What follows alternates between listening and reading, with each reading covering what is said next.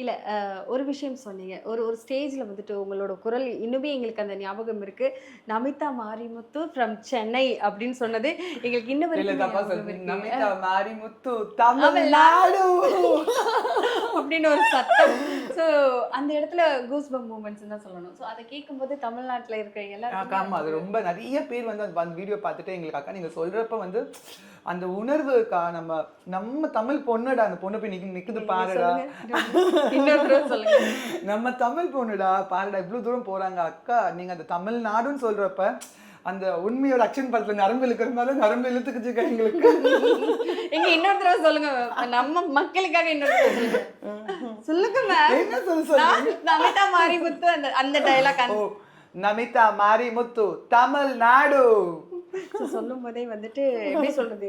எங்களுக்கே புல்லரிக்குது. ரொம்ப எத்தன தடவ கேட்டாலும் ஒரு விஷயம் வந்து ஸ்க்ரோல் ஆகும்போது எத்தன தடவ கேட்டாலும், நேர்ல கேட்கும்போது கூட அப்படியே புல்லரிக்குது. நீங்க நீங்க மட்டும் கிடையாது. உங்க கூட இருக்கிறவங்களையும் கூட்டிட்டு போய் நெறைய காம்படிஷன்ல வந்துட்டு பார்ட்டிசிபேட் பண்ண வச்சிருக்கீங்க. கீழ உட்காந்து என்கரேஜ் பண்றத பார்த்துருக்கோம். அவங்களோட ஒவ்வொரு விஷயமும் உன்னோட ட்ரெஸ் இப்படிதான் இருக்கணும். நீ இப்படிதான் நடக்கணும். இப்படிதான் பண்ணணும்னு சொல்லிட்டு ட்ரெயின் பண்ணியிருக்கீங்க. ஸோ அந்த மாதிரி நீங்க எத்தன பேர ஸ்டேஜ்ல ஏத்திருக்கீங்க?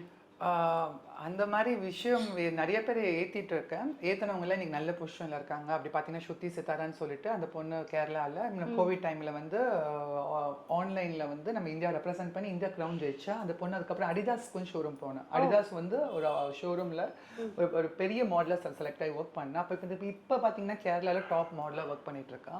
சிவன் கணேசன் என்னோட model. Miss dance star India அவங்க.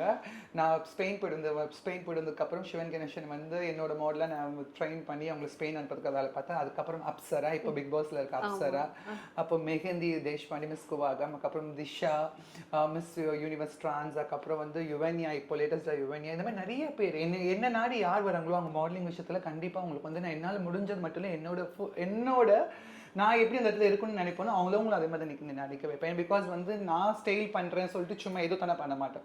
பிகாஸ் வந்து பர்ஃபெக்ஷன் எனக்கு ரொம்ப பிடிக்கும், அந்த விஷயத்துல பண்ணுவேன். அதே மாதிரி வந்து இன்னைக்கு இதெல்லாம் நான் பண்றது காரணம்னா இந்த விஷயம் யாருமே எனக்கு சொல்லி தரல. நான் வந்து அந்த விஷயத்தெல்லாம் கத்துக்கிறதுக்கு எவ்வளோ ஏங்குனேன், எவ்வளோ வந்து யாரையா கிடைக்க மாட்டாங்களான்னு இருந்து எத்தனையோ நாள் வந்து மனசுக்குள்ள அழுதுருக்கேன். ஸோ இதெல்லாம் நான் வந்து இன்னைக்கு மற்றவங்க சொல்லி தரதுக்கு அப்புறம் நினைக்கிறேன், லைக் இதுதான் வந்து ஆண்டவன் வந்து எனக்கு கொடுத்தது. எனக்கு தெரியாத விஷயத்த நான் கற்றுக்கிட்டு மற்றவங்க சொல்லித்தர விஷயம் வந்து லைக் ரொம்ப ஒரு வாழ்க்கையில் கிடைக்காத ஒரு பியூட்டிஃபுல்லான பிளெஸிங் நினைக்கிறேன்.